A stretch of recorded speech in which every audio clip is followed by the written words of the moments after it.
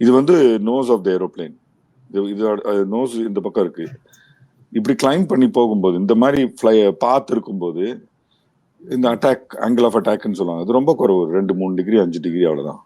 ஆனா இதே நோஸ் பொசிஷன்ல ஏரோப்ளேன் இப்படி கீழே போகுதுன்னு வச்சுக்கோங்க. ஸோ இதுதான் அதோடைய பாத். இந்த ஆங்கிள் இருக்கு இல்லையா, அந்த ஆங்கிளுக்கு தான் ஆங்கிள் ஆஃப் அட்டாக்னு சொல்லுவாங்க. ஸோ லாஸ்ட் மினிட்ல நீங்க பாத்தீங்கன்னா நோஸ் மேல இருக்கு, ஆனா ஏரோப்ளேன் கீழே போகுது. ஸோ அந்த மாதிரி கீழே போகும்போது இட் இஸ் டூயிங் திஸ். இந்த லெஃப்ட் ரைட்டா போகுது பாருங்க கிராஷுக்கு முன்னால. So that is a stalled condition of ஃபிளைட்னு சொல்லுவாங்க. ஸோ என்னுடைய அனுமானம் ஸ்டால்னு தான். லாஸ்ட்ல போய் இடிச்சிருக்கிறதும் இந்த ஸ்டால்டு கண்டிஷன் ஆஃப் ஃபிளைட்ல தான் போய் இடிச்சிருக்கு. ஸ்டால் ஆக காரணம் என்னன்னா, ஏரோப்ளேன் வந்து இந்த இப்படி நோஸ் இருக்குன்னா இதோடைய பாத் இந்த மாதிரி இருக்கணும்.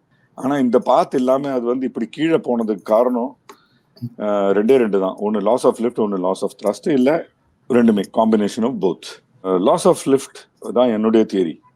அதாவது லிஃப்ட் லாஸ் ஆயிருக்கு, அதோடைய காரணம் தான் இது ஸ்டால் ஆக காரணம்.